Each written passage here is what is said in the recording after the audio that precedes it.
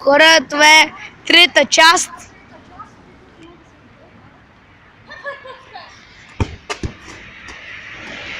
Роналдо бие, това е пропуск. Клипа, ама този клип пак ще стане 10, бе.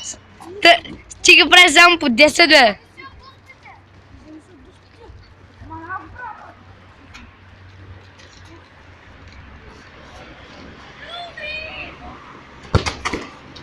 Това беше гол. Ако Роналдо пропуска, той печели. И после танца на Фрейди.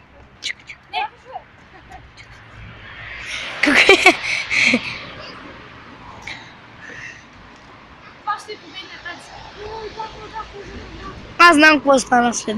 Ще кажа след клипа.